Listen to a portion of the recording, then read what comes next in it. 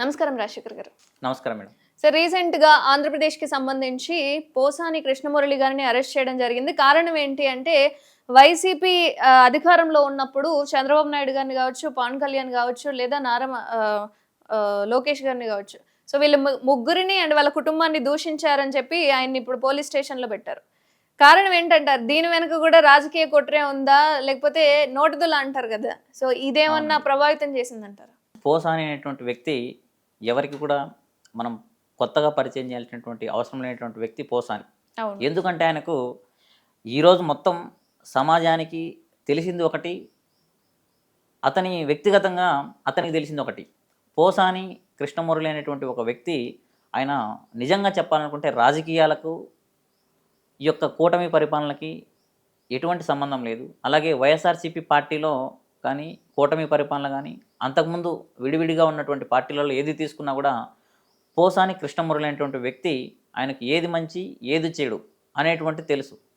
నోటి దూల అనేటువంటి ఒక విషయానికొస్తే పోసాని కృష్ణమురళిది నోటి దూల అనేటువంటిది కాదు. ఎందుకంటే ఆయన కొంచెం ఆయనకు సినీ రంగంలో గానీ, ఆయన డైరెక్టర్‌గా పనిచేశారు, హీరోగా పనిచేశారు, కమెడియన్‌గా పనిచేశారు. ఆ ఉన్నటువంటి ఇదిలో ఆయనకొచ్చేటువంటి ఫ్లో అంటే ఏదైతే ఆ వాక్చాతుర్యం గానీ, ఆ మాట్లాడే విధానం గానీ, ఆ మాట్లాడేటువంటి తీరులో ఆ యొక్క మాటలనేటువంటివి చాలా ఫాస్ట్‌గా వస్తాయి. మాట్లాడుతా ఉంటాడు. ఇంకొక విషయం ఏంటంటే సమాజానికి తెలియని విషయం గూడా ఏమిటంటే పోసాని కృష్ణమురళి అనేటువంటికి రాజకీయానికి ఎటువంటి సంబంధం లేదు. ఎందుకంటే ఏది మంచి, ఏది చెడు అనేటువంటిది సమాజానికి తెలియజేస్తూ ఉంటారు. ఇంతే పోసాని కృష్ణమురళి యొక్క పని. ఇంకొకటి కూడా ఏమిటంటే ఈరోజు చంద్రబాబు నాయుడు గారిని గానీ, పవన్ కళ్యాణ్ గారిని గానీ, లేకపోతే మన నారా లోకేష్ గారిని గానీ, వీళ్ళ ముగ్గురిని తిడితేనే ఈరోజు అరెస్ట్ చేశారనేటువంటిది వాస్తవం. ఎందుకు వాస్తవం అనంటే ఆయన చంద్రబాబు నాయుడు గారి గురించి, పవన్ కళ్యాణ్ గారి గురించి, నారా లోకేష్ గారి గురించి తెలుసు. అది ప్రజలకు తెలియజేయాలి. వీరి యొక్క ముగ్గురి వ్యక్తిగత భావాలు, వీరి యొక్క ఏదైతే వీళ్ళ మోటో ఏది ఉంటుందో రాజకీయంగా ఉన్నటువంటి మోటోను వీళ్ళు చెయ్యరు. అది జరగదు. చంద్రబాబు నాయుడు గారు చెప్పినటువంటి పని ఏదైతే పేద ప్రజలకు గానీ, ఆంధ్రప్రదేశ్ రాష్ట్ర ప్రజలకు గానీ ఇచ్చేటువంటి హామీలు చెయ్యరు అనేటువంటిది ఆయన కొంచెం నోరు గట్టిగా, బిగ్గరగా చేసుకొని చెప్తారు కాబట్టి అదొక పాయింట్ చంద్రబాబు నాయుడు గారి గురించి.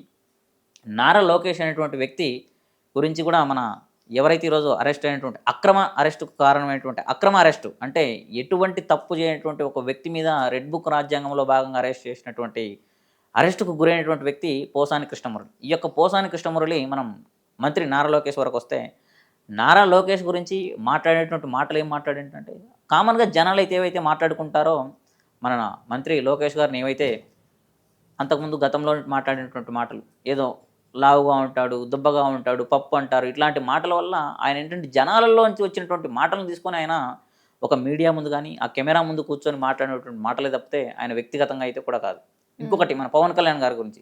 పవన్ కళ్యాణ్ గారి గురించి అది మీకు తెలుసు, నాకు తెలుసు. ప్రతి ఒక్క అంటే ఓటుకు అర్హుడు కానటువంటి వ్యక్తి, రాజకీయ అనుభవం అవసరం లేనటువంటి లేదా రాజకీయం గురించి తెలియనటువంటి ఒక చిన్న స్కూల్ పోరగాళ్ళ కాంచి చిన్న స్కూల్ పిల్లగాళ్ళ నుంచి రాజకీయ నాయకుల వరకు తలబండినటువంటి రాజకీయ నాయకులు అందరికీ కూడా తెలుసు. ఈ పవన్ కళ్యాణ్ అనేటువంటి వ్యక్తి ఒక మతి స్థిమితం లేనటువంటి వ్యక్తి, రాజకీయాలకు సరిపడనటువంటి వ్యక్తి, ఏదో ఒక ఫ్యాన్ ఫాలోయింగ్‌లో ఏదో ఆయన చేసేటువంటి ఏదో కొన్ని ఆ పోకిరి సినిమాలు, ఆ పోకిరి డైలాగులు లేదంటే ఏదో పిచ్చి పిచ్చి డైలాగులు, పిచ్చి పిచ్చి సినిమాలతో ఆయనకు అట్రాక్ట్ అయినటువంటి ఒక ఫ్యాన్స్‌ను పెట్టుకొని ఈరోజు రాష్ట్ర రాజకీయాన్ని శాసిద్దామనేటువంటి కుదరదు అనేటువంటి ఈ యొక్క భావజాలం మొత్తాన్ని ప్రజలకు తెలియజేయాలనేటువంటి ఒక విధానంలోనే మన ఎవరైతే ఈరోజు అక్రమ అరెస్టుకు గురైనటువంటి మన పోసాని కృష్ణమురళి గారు మీడియా ముందుకొచ్చేసి ప్రజలకు చూపించారు. అలా చూపించడం అనేటువంటిది వాళ్ళకి నచ్చలేదు. ఎందుకంటే చంద్రబాబు నాయుడు గారిని తీసుకున్నామనుకోండి, చెప్పింది చేయడు. లోకేష్ ఉన్నారనుకోండి సరిపోరు. పవన్ కళ్యాణ్ అనుకోండి ఎవరు మన పవన్ కళ్యాణ్ గారు. ఈయన ఒక సినిమా వరకు హిట్టా, ఫ్లాపా అనేటువంటి విషయం పక్కన పెడితే దేనికి కూడా అంటే రాజకీయ అనుభవం లేనటువంటి ఒక వ్యక్తిని తీసుకొచ్చి ఈరోజు డిస్‌ప్లే ముందు పెట్టేసి ఈయననే పెద్ద హీరోగా చూపించి రాజకీయాల్లో కూడా ఈయన తలపండినటువంటి రాజకీయాలుగా చూపించి ఏదో చేస్తున్నటువంటి వ్యక్తి గురించి ఈళ్ళు చెప్పారు. ఆయన గురించి మాట్లాడారని చెప్పేసి ఒక అక్రమాస్తుకు గురైనటువంటి వ్యక్తి ఈరోజు పోసాని కృష్ణమురళి.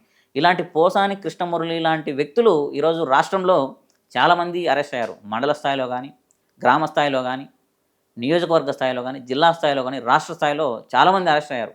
ఏది ఈ యొక్క రెడ్ బుక్ రాజ్యాంగం ప్రకారం. అయితే ఈరోజు మనకు పోసాని కృష్ణమురళి అనేటువంటి వ్యక్తి మనకు ఎక్కడ కూడా పరిచయం లేదని మనం ముందే మాట్లాడుకున్నాం. ఆ మాట్లాడుకున్న విధానంలో ఈరోజు పోసాని అని చెప్పేసి ఆయన్ను హైలైట్ చేసి, ఆయన యొక్క రాజకీయ జీవితాన్ని గానీ, లేకపోతే పర్సనల్ జీవితాన్ని గానీ, ఒక వ్యక్తిగత వారి కుటుంబానికి సంబంధించినటువంటి జీవితాన్ని ఇదిగా భ్రష్టు పట్టించాలి. ఆయన యొక్క జీవితాన్ని ఇదిగా ఇచ్చేయాలని చెప్పేసే ఈరోజు ఆయన్ను ఇక్కడ హైదరాబాద్‌లో ఆయన మై హోమ్ భూజాలో ఉంటున్నటువంటి ఒక ఆయన ఈ కొన్న ఇల్లో, రెంటో ఏదో ఉన్నటువంటి వ్యక్తిని అక్రమంగా ఎక్కడి నుంచో ఆంధ్రప్రదేశ్ నుంచి హుటాహుటిన వచ్చేసి ఆ డ్రెస్సు లేదు, ఒక పాట సరే వస్తారేమో సివిల్‌లో ఉన్నటువంటి పోలీసులు లేకపోతే గనక ఇన్వెస్టిగేషన్ ఆఫీసర్లు ఎవరైనా వచ్చినప్పుడు వితౌట్ పోలీస్ డ్రెస్‌లోనే వచ్చి అరెస్ట్ చేస్తారు. అరెస్ట్ కూడా అయినటువంటిది ఏంటంటే అక్రమం. నేను ఎందుకు ఈ అక్రమం అనేటువంటి పదాన్ని కంటిన్యూస్‌గా వాడుతున్నానంటే, ఒక మంచి వ్యక్తిని సమాజానికి ఏది మంచి, ఏది చెడు, ఏది రాజకీయం, ఏది దరిద్రమైనటువంటి రాజకీయం చేస్తున్నారనేటువంటి ప్రజల ముందుకు తీసుకొచ్చేటువంటి ఒక వ్యక్తిని అరెస్ట్ చేయడం తప్పు. ఒక పక్క ఎటువంటి నోటీసులు ఇవ్వకుండా డైరెక్ట్‌గా ఇంట్లో రాత్రి 8:45 నిమిషాలకు ఒక నిద్రపోయే టైంలో ఒకవేళ రెస్ట్ తీసుకునేటువంటి టైంలో అక్రమ అరెస్ట్ చేయడం అనేటువంటిది వితౌట్ ఇంటిమేషన్, వితౌట్ ఇన్ఫర్మేషన్‌తో నోటీసులు ఇవ్వకుండా అరెస్ట్ చేయడం అనేటువంటిది ఫస్ట్ పెద్ద తప్పు. అలాగే ఆయన అప్పటికే తినేసి రెస్ట్ మూడ్‌లో ఉండి ఇంక సరే పడుకుందాం ఇంక ఈ రోజుటికి చాలు అన్నటువంటి విధానంలో ఉన్నటువంటి వ్యక్తిని అలాగే తీసుకెళ్ళిపోవడం అనేటువంటి తప్పు. వాళ్ళ కొడుకు గానీ, వాళ్ళ భార్య కుసుమ గారు గానీ చెప్తా ఉంటే వినకుండా తీసుకెళ్ళినటువంటి తప్పు. అయితే ఆయన పైన రెడ్ బుక్ రాజ్యాంగం అని చెప్పేసి అక్రమ కేసులు అంటే ఆయన మీద పెట్టినటువంటి కేసులు దగ్గర 8 కేసులు ఎన్నో పెట్టారు. హైలైట్ అయినటువంటి సెక్షన్స్ వచ్చేసి 111 196 359(2) ఇలాంటి కేసులు అంటే ఒక మనిషికి సంబంధం లేనటువంటి కేసులు, ఒక మనిషికి వర్తించినటువంటి కేసులను తీసుకొచ్చేసి ఈరోజు అరెస్ట్ చేయడం తప్పు. ఇంకొకటి కూడా ఏమిటంటే పోసాని కృష్ణమురళి అనేటువంటి వ్యక్తి ఈరోజు కూటమి అధికారం రాకముందే కాదు, వైఎస్ఆర్సీపీ పార్టీలో ఉన్నప్పుడు కూడా ఆయన ఎక్కడ కూడా ప్రశాంతంగా ఉంచనివ్వలేదు.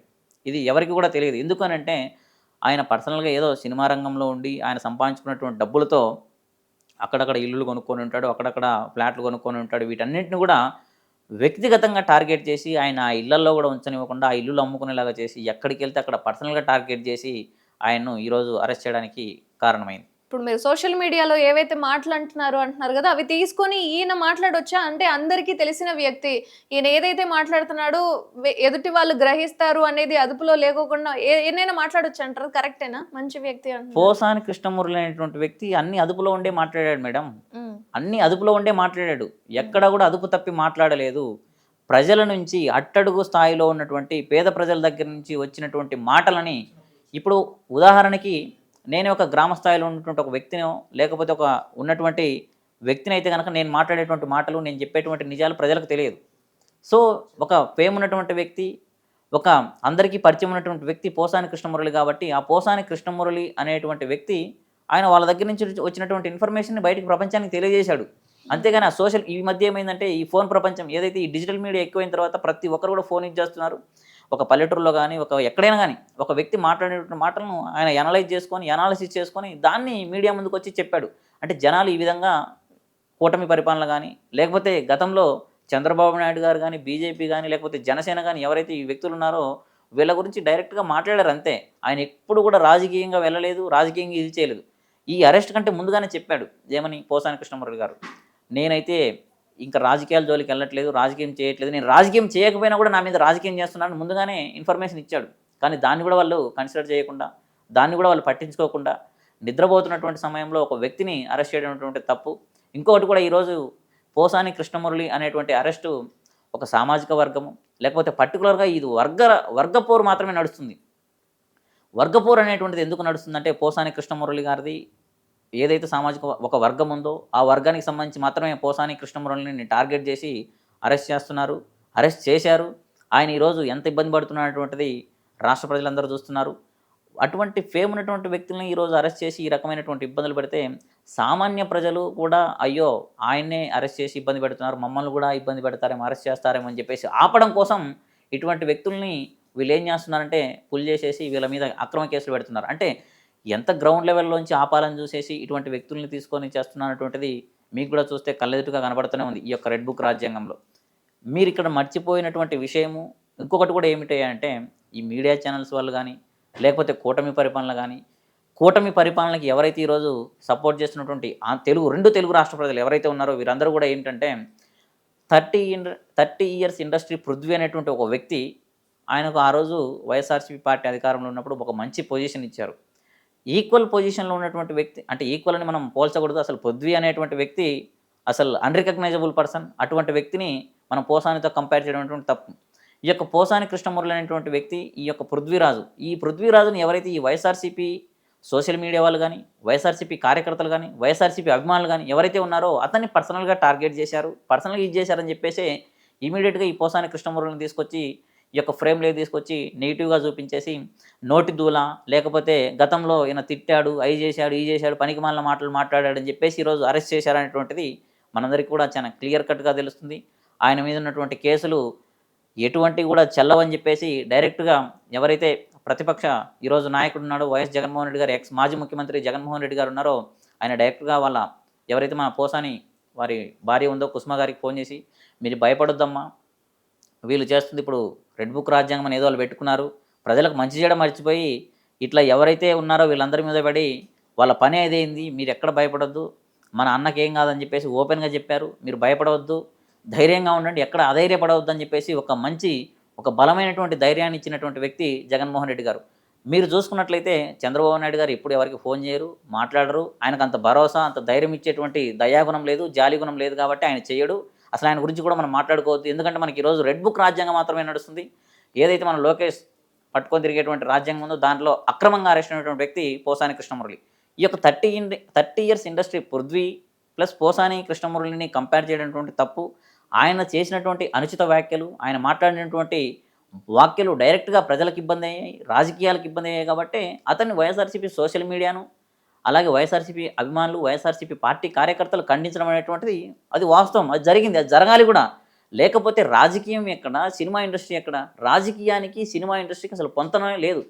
అవి తిరిగేసి చూస్తే అసలు సంబంధం కూడా లేదు. అటువంటి రాజకీయంకి సరిపడని చోట, రాజకీయానికి కుదరని చోట మాట్లాడి అనుచిత వ్యాఖ్యలు చేసి అభిమానులను రెచ్చగొట్టిన వాళ్ళు అలాగే చేస్తారు. అలా ఎక్కడైతే స్టాప్ చేయాలని చెప్పేసి ఇమ్మీడియేట్‌గా ఉన్నటువంటి వ్యక్తి అంటే మీరు ఇక్కడ చూస్తున్నారో లేదో ఆంధ్రప్రదేశ్ రాష్ట్రంలో జరుగుతున్నటువంటి ఈరోజు రాజకీయం ఎలా ఉందంటే మిమ్మల్ని ఒకవేళ మీరొచ్చేసి ఒక పార్టీకి సంబంధించిన వాళ్ళు, నేను ఒక పార్టీ, తను ఇంకొక పార్టీ, ఇంకొక పార్టీ అయితే మీరు రిలేటెడ్‌గా దానికి ఏదైనా ఈక్వల్‌గా ఉన్నారంటే మీరు ఏదైనా ఒక తప్పు చేస్తే మిమ్మల్ని లాగుతారు. ఇమ్మీడియేట్‌గా నేను మళ్ళీ దీనికి రిలేటెడ్‌గా ఉంటే నన్ను ఈక్వల్‌గా ఉంటే నన్ను ఈ పార్టీకి లాగేసి ఈ రకంగా మాత్రమే జరుగుతుంది. ప్రజలకు మంచి చేయాలని లేదు. ప్రజలకి లేకపోతే రాష్ట్రాన్ని అభివృద్ధి చేద్దామని లేదు. లేకపోతే గతంలో మన జగన్మోహన్ రెడ్డి గారు చేసినటువంటి అభివృద్ధి పనులపైన ఆయన ఎక్కడైతే తీసుకొచ్చి అన్ని పనులు ఒక చివరి వరకు, చివరి స్థాయిలో అంటే 100%లో మనకు 80% కంప్లీట్ అయినటువంటి పనులన్నీ పూర్తి చేయకుండా ఈ యొక్క రెడ్ బుక్ రాజ్యాంగం అని చెప్పేసి కార్యకర్తలను, అభిమానులను, నాయకులను వీళ్ళందరినీ భయపెట్టడం ఎందుకు? మీరు ఆ పనులు చేయొచ్చు కదా! పోర్ట్లున్నాయి, ఫిషింగ్ హార్బర్లున్నాయి, మెడికల్ కాలేజీలున్నాయి, లేకపోతే స్కూల్స్ ఉన్నాయి, లేకపోతే రైతు భరోసా కేంద్రాలున్నాయి, ఈ ఏదైతే రేషన్ బియ్యం ఉన్నాయి, ఇలాంటివన్నీ సక్రమంగా, సక్సెస్ఫుల్‌గా చాలా మంచిగా జరిగాయి. కూటమి పరిపాలన అంటే చంద్రబాబు నాయుడు గారు ఇచ్చినటువంటి సూపర్ 6 ఆయన ఇచ్చినటువంటి హామీలన్నింటినీ ఎగ్గొట్టడం కోసం, లేకపోతే ప్రజలకు ఆ సూపర్ 6 అనేటువంటి వారు ఇచ్చినటువంటి 6 ఏమైతే హామీలు ఉన్నాయో వాటిని పక్కకు నెట్టవేసి అవన్నీ అమలు చేయకుండా ఉండడం కోసమే ఈరోజు ఈ యొక్క అక్రమ అరెస్టులు అనేవి జరుగుతున్నాయి. ఆ ఉదాహరణలో వీళ్ళందరూ బయటపడ్డ వాళ్ళే పోసాని కృష్ణమురళి గారు కావచ్చు, లేకపోతే వల్లభనేని వంశీ గారు కావచ్చు, లేకపోతే ఇంకా నాయకులు ఎవరైనా కావచ్చు. అది నేనైనా అవ్వచ్చు, మీరైనా అవ్వచ్చు, ఇంకొకరు సూపర్ 6 అనేటువంటి ఈ యొక్క ఇచ్చినటువంటి హామీల్ని అడ్డుకోవడం కోసం, వాళ్ళు చేయలేనటువంటి పనులను పూర్తిగా పక్కకు నెట్టివేయడం కోసమే ఈరోజు ఆంధ్రప్రదేశ్ రాష్ట్రంలో రెడ్ బుక్ రాజ్యాంగం నడుస్తుంది. అక్రమ అరెస్టులు జరుగుతుందనేటువంటిది మనందరికీ చాలా క్లియర్ కట్‌గా తెలుస్తుంది. మనందరికీ కూడా ఈరోజు వాళ్ళు చేసేటువంటి కూటమి పరిపాలన మనకు చాలా క్లియర్ కట్‌గా తెలుస్తుంది మేడం.